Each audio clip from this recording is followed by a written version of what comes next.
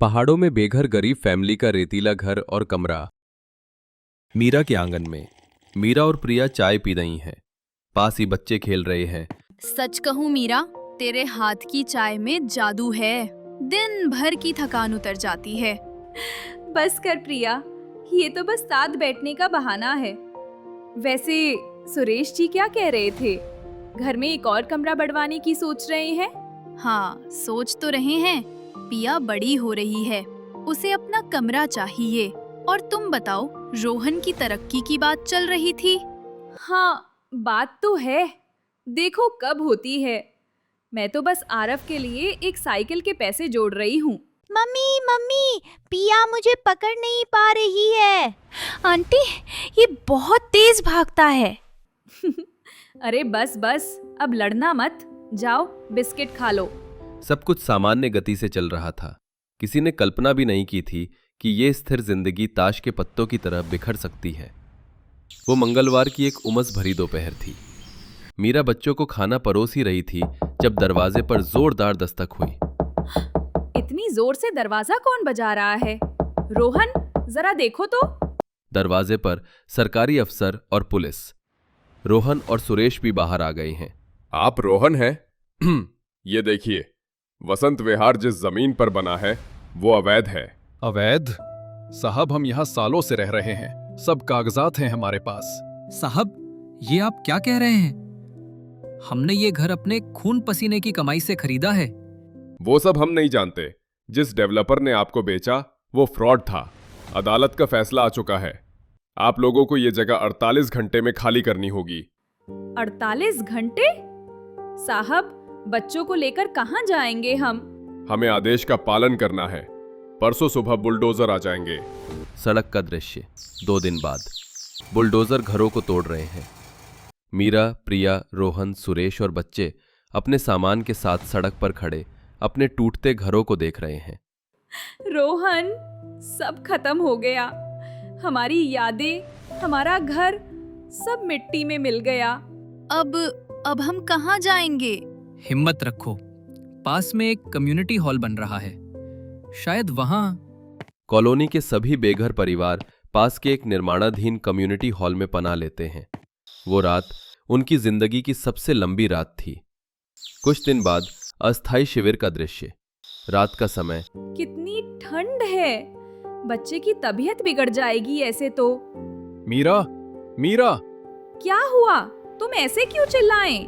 पहाड़ों वाला office company का गेस्ट हाउस, जहां हमारा मेन ऑफिस है, वहां एक पुराना सर्वेयर कैबिन है। वो महीनों से खाली पड़ा है। क्या वो हमें मिल सकता है? मैं अभी बॉस से बात करता हूँ। हेलो सर, मैं रोहन बोल रहा हूँ। सर, मैं बहुत बड़ी मुसीबत में हूँ। मेरा घर। शांत हो जाओ रोहन, मुझे पता चला है, बहुत बुरा हुआ। सर, क्या मुझे वो पहाड़ों वाला पुराना कैबिन मिल सकता है? बस कुछ दिनों के लिए। बच्चों को इस ठंड से निकालना चाहता हूँ। रोहन, वो जगह किसी परिवार के रहने लायक नहीं है। आसपास बस जंगल और पहाड़ हैं। लेकिन हां, वो खाली है। तुम जब तक चाहो वहां रह सकते हो। क्या कहा उन्होंने? उन्होंने हाँ कह दी। हम कल सुबह ही निकल रहे हैं। रोहन, ये अच्छा मौका है, तुम लोग जाओ, मीरा भाभी और बच्चों को यहाँ से निकालो। मैं यहाँ रहकर कानूनी लड़ाई देखूंगा। अपना ध्यान रखना बहन। अगले दिन शाम का दृश्य। एक पुरानी बस उन्हें एक वीरान पहाड़ी इलाके में उतारती है। चीड़ के पेड़ों के बीच पत्थर का बना 2 कमरों का एक कैबिन है। पापा, क्या ये हमारा नया घर है? हाँ बेटा, ये एक छत है, हमारी अपनी सुरक्षित छत। कुछ दिन बीत जाते हैं। एक दोपहर मीरा नदी किनारे कपड़े धो रही है। पास में एक बुजुर्ग आदमी शर्मा जी अपने घर की मिट्टी पत्थर की दीवार की मरम्मत कर रहे हैं। बेटी, शहर से आई हो? जी, हमारा घर टूट गया तो यहाँ आ गए। घर तो टूटते बनते रहते हैं बेटी।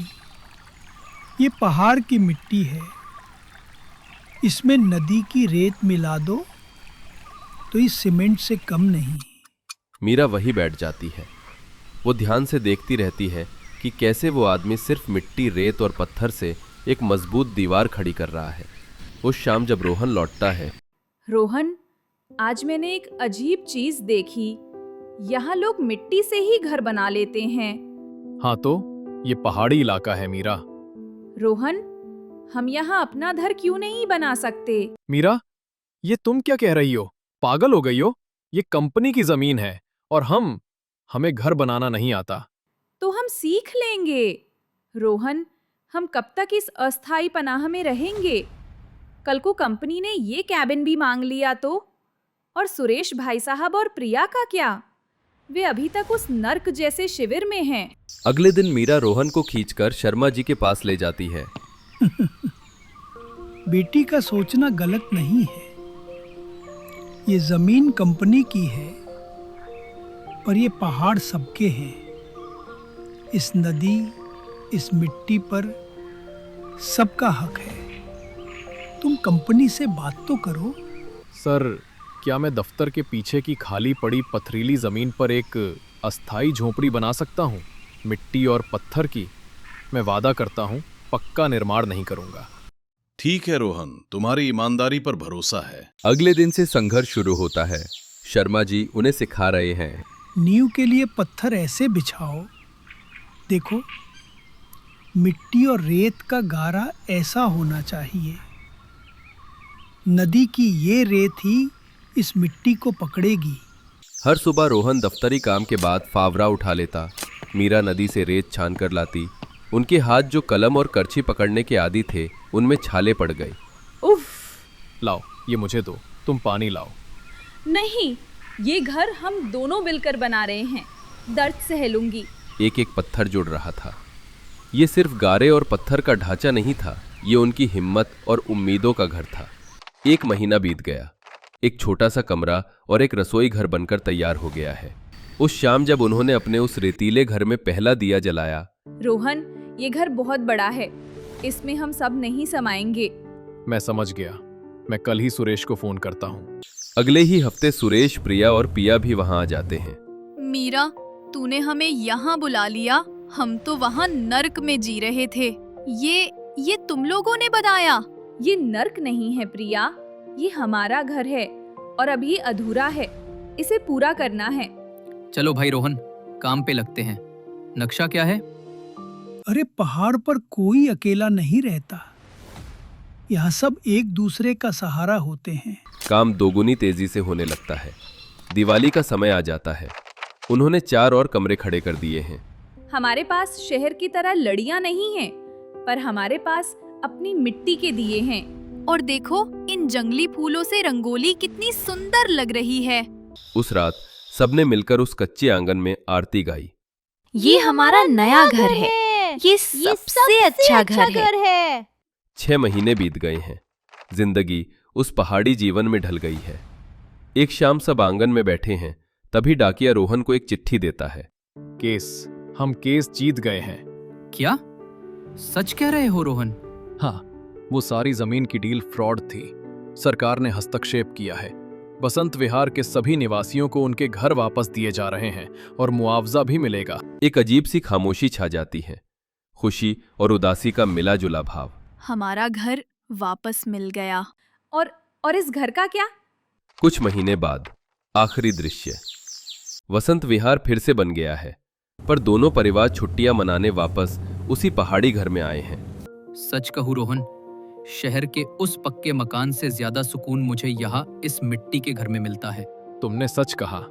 ये जगह अब अपनी सी लगती है। ये घर सिर्फ एक पनाहगाह नहीं था, ये हमारा तीर्थ है। इसने हमें सिखाया कि छत ईंट सीमेंट से नहीं, हिम्मत और साथ से बनती है। सब मुस्कुराते हैं।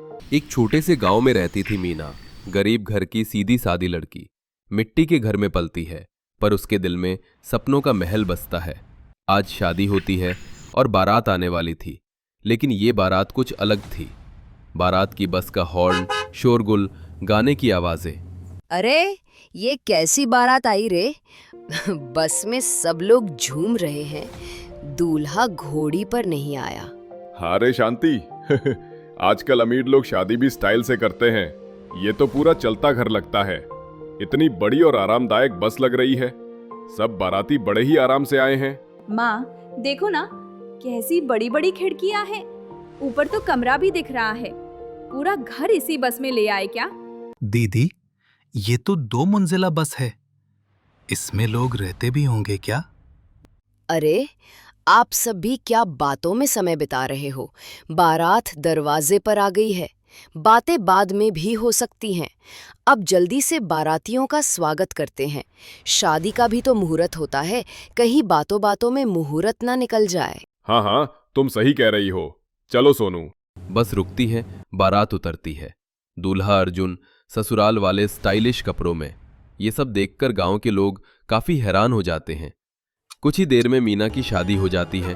शादी के बाद मीना की सास उसे बस की तरफ लेकर जाती है। आओ बहू, अब ये बस ही तुम्हारा घर है। यहाँ सुबह भी सफर में होती है और रात भी सफर में। माँ जी, मतलब आप लोग घर में नहीं रहते? घर क्या बहू, अब जमाना बदल गया है। हमारा घर चलता है, रुकता नहीं। और वैसे भी हम सबको ही कभी कहीं जाना पड़ता है तो कभी कहीं। अब काम भी तो जरूरी है ना। अरे ये सब तो तू वक्त के साथ साथ समझ ही जाएगी। जी माँ जी। और ऐसे शुरू हुआ मीना का सफर चलते हुए ससुराल की तरफ। बस के अंदर का नजारा किसी बड़े होटल से कम नहीं था। ऊपर बेडरूम, बीच में हॉल, नीचे किचन और डाइनिंग, सब कुछ चलता फिरता, लेकिन कमाल का संतुलन। अरे वाह, ये तो जैसे सपनों का घर है। हाँ, बस फर्क इतना है कि ये घर पहियों पर चलता है। और हाँ बहू, यहाँ हर चीज ऑटोमेटिक है। फ्रिज, किचन, वॉशरूम सब बटन से चलता है। अरे बाप रे, मैं तो गैस पर रोटी बनाती थी। अब तो मोबाइल से भी रोटी बन जाएगी भाभी। हट पागल, अभी बहू आई है और तू उसे परेशान भी करने लग गया। बहू, यहाँ सब ऑटोमेटिक जरूर है, पर कुछ कुछ चीजों के लिए हाथ का भी इस्तेमाल करना पड़ता है। मीना, तुम्हें आदत पड़ जाएगी। बस को घर समझना है और घर को सफर। सफर में ससुराल, ये तो मैंने कभी सोचा भी नहीं था। चलो बहू, मैं तुम्हें कमरे में लेकर चलती हूँ। वैसे भी अब रात हो गई है, इतनी सब रस्में होती हैं, तू थक भी तो गई होगी ना। मीना मुस्कुराई, पर उसके चेहरे पर हल्का डर भी था। अब उसकी पहली रसोई इसी चलते हुए घर में होनी थी। अगली सुबह मीना तैयार होकर कमरे से बाहर आती है। बस चल रही है, हल्के झटके। बहू, आज तुम्हारी पहली रसोई है, कुछ अच्छा बना देना। रास्ते में कोई अच्छी जगह देखकर वहीं सब साथ बैठकर खाएंगे। जी माँ जी, पर बस तो चल रही है, ऐसे में खाना कैसे बनेगा? अरे चलने दो, अब यही तो असली टेस्ट है बहू का। और तुम चिंता मत करो, हो जाएगा। मीना रसोई में गई। छोटा सा स्पेस, चमकता हुआ मॉड्यूलर किचन, लेकिन बस के झटकों से सब कुछ हिलता जा रहा था। हे भगवान, ये सिलेंडर भी कांप रहा है, सब्जी भी छलक रही है। माँ जी ने बोल तो बड़ी आसानी से दिया कि यहाँ खाना बनाना है, पर बनेगा कैसे? मीना जैसे तैसे खाना बना रही होती है। चलती बस में कभी मीना से पानी गिर रहा होता है तो कभी सब्जियां काटने में तकलीफ हो रही थी। तभी वहां ससुराल वाले आते हैं। भाभी, एक हाथ से पकाओ, दूसरे से पकड़ो, वरना दाल का सूप सबके ऊपर गिर जाएगा। और पानी से जुड़ी चीजों को अच्छे से बंद करके रखो, या फिर हाथ से पकड़ कर रहो। बस रुकवा दो पहले, मैं ज्यादा समय नहीं लूंगी। बस जल्दी से आधे घंटे में खाना पका दूंगी। ऐसे खाना बनाना बहुत मुश्किल हो रहा है। ऐसा लग रहा है भूकंप आ रहा है और मैं खाना बनाने में लगी हूँ। नहीं नहीं, चलते हुए रसोई ही तो हमारी परंपरा है। और हाँ, ऐसा होता है, हम बोल तो रहे हैं कि तुम्हें थोड़ी परेशानी होगी, पर धीरे धीरे मजा आने लगेगा। पर मेरी साड़ी तो गैस में फंस रही है बार बार, कहीं कोई हादसा ना हो जाए। ध्यान से बहू, रसोई में संतुलन ही असली हुनर है। और ज्यादा दिक्कत हो रही है तो कपड़े बदल लो, सूट पहन लो। नहीं माँ जी, यही ठीक है फिर तो। मेरी नई शादी हुई है और नई बहू साड़ी में ही अच्छी लगती है। बहू की पहली रसोई बस के झटकों के बीच हंसी मजाक और घबराहट के संग शुरू हो गई थी। तभी दाल छलक जाती है। अरे, दाल छलक गई, सब कुछ फर्श पर गिर गया। लो जी, बहू की पहली रसोई बनी झटकेदार दाल। अरे संभल कर बहू, हमने इतनी तैयारी कर रखी थी। माँ, उसे थोड़ा टाइम दीजिए ना। चलती रसोई में बनाना आसान नहीं है। मैं फिर से बनाऊंगी। और बस आगे बढ़ रही है बहू। अब देखो तुम्हारा टाइम मैनेजमेंट कैसा है। ठीक है माँ जी, अब मैं हार नहीं मानूंगी। मीना ने पोंछा, झाड़ा और फिर दोबारा शुरू किया। उसका आत्मविश्वास बढ़ चुका था। 2 दिन निकल गए थे, अब मीना को आदत भी होने लगी थी। अब की बार दाल में नमक सही, रोटी गोल और बस के झटके में भी मैं संभाल लूंगी। शाबाश बहू, अब लग रहा है कि तू हमारे चलते परिवार की असली सदस्य है। भाभी, अब जरा मुझे भी सिखाओ, कैसे चलती बस में रोटी बेलते हैं। पहले पैर जमाओ, फिर बेलन पकड़ो। मीना, तेरे हाथों की खुशबू पूरी बस में फैल गई है। मुझे तो लग रहा है ये बस नहीं, अब सच में घर बन गया है। मीना की मेहनत से वो बस, जो सिर्फ मशीन थी, अब एक सजीव घर लगने लगी थी। तभी एक झटके से बस रुक जाती है। अरे, क्या हुआ ड्राइवर अंकल? इंजन ओवरहीट हो गया है साहब, कुछ देर लग जाएगी। ओह, अब क्या करेंगे? सब रुकिए, मैं इंजन के लिए ठंडा पानी लाती हूँ। भाभी, तुम्हें ये सब आता है? गरीब घर में हर लड़की कुछ न कुछ जुगाड़ सीख ही लेती है। मीना ने पानी डाला, ड्राइवर की मदद की और इंजन फिर से गरजा। सब हैरान रह गए। वाह मीना, तुम तो सच्ची सुपर बहू निकली।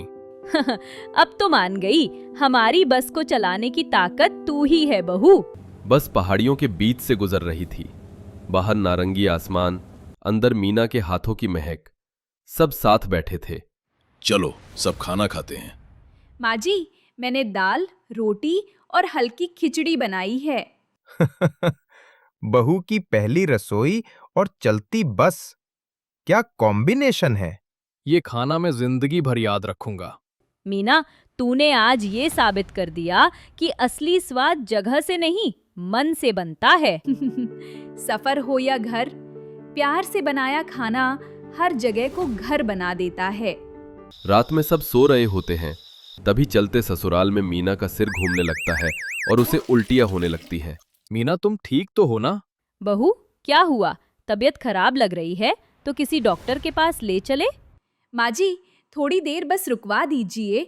दरअसल इतने दिनों से लगातार बस में सफर कर रही हूँ, आदत नहीं है। चलता ससुराल जो मिला है। बहू सही कह रही है, हमें तो रोज की आदत है, पर बहू के लिए तो नया है ना। अर्जुन, जा जरा ड्राइवर को बोल कि किसी सेफ जगह पर गाड़ी रोक दे। मीना के ससुराल वाले उसकी परेशानी समझते हैं। एक शांत जगह बस रुकती है। सब लोग बस की छत पर आराम से गद्दे बिछाकर लेटे होते हैं। माँ जी, आप लोग हमेशा बस में ही रहते हैं? हाँ बहू, जब से अर्जुन का बिजनेस शुरू हुआ हम घूमते रहते हैं, शहर दर शहर। हमें स्थिर घर की जरूरत ही नहीं पड़ी। लेकिन कभी थकान नहीं होती? होती है, पर जब सब साथ हों तो बस भी घर लगती है। तो आज मैं भी इस सफर का हिस्सा बन गई। मीना के चेहरे पर अब आत्मविश्वास की चमक थी। आज मैं सबको अदरक वाली चाय पिलाऊंगी। भाभी, इस बार बस मत हिलाना, वरना पिछली बार चाय मेरी पैंट पर गिर गई थी। आज से मैं चलते ससुराल टी कंपनी खोल लूं क्या? अरे वाह, हमारी बहू तो हर सफर को मीठा बना देती है। मीना, ये चाय तो बचपन की याद दिला गई। मैं चाहती हूँ इस बस में हमेशा अपने गांव की खुशबू बनी रहे। काफी जोर से बारिश होने लगती है। ओहो, खिड़की से पानी आ रहा है। रुको, मैं कपड़ा लाती हूँ। बहू, तू बाहर मत जा, फिसल जाएगी। नहीं सासू माँ, अगर घर में पानी भर गया तो सफर रुक जाएगा। मीना, मैं भी आ रहा हूँ। नहीं, आप बस संभालो, मैं बाहर से कवर लगा दूंगी। अब धीरे धीरे मीना को आदत होती जा रही थी। कुछ दिनों बाद मीना ने बारिश में भीगते हुए बिजली के प्लग को पॉलीथिन से ढका। ये हुई ना असली बहू, तूने हमें रुकने से बचा लिया। मीना, आज से तेरे नाम एक नया नियम, अब से ये बस तेरी जिम्मेदारी है। भाभी, अब तो तुम चलते हुए ससुराल की कप्तान हो। अरे नहीं, मैं तो बस घर संभाल रही हूँ। यही तो बात है, तूने चलती बस को भी घर बना दिया। आज तूने जो साबित किया है वो अब तक कोई बहू नहीं कर पाई। माँ जी, आज पहली रसोई सफल हुई। नहीं बहू, ये तो तेरी जीत है। चलती जिंदगी में भी तूने घर बसाया है। मीना, तुम्हारा नाम अब हमारे बस के नाम से जुड़ गया है। मीना एक्सप्रेस, जहां सफर में भी घर का स्वाद मिले। घर दीवारों से नहीं बनता, चलते पहियों पर भी बस सकता है। बस उसमें प्यार, धैर्य और अपनापन होना चाहिए। और यूं चलते चलते इस बस में बसी मीना की रसोई बन गई घर, परिवार और सफर का सबसे मीठा स्वाद। चलते हुए ससुराल में बहू की पहली रसोई, एक चलते घर की स्थिर रिश्तों की कहानी।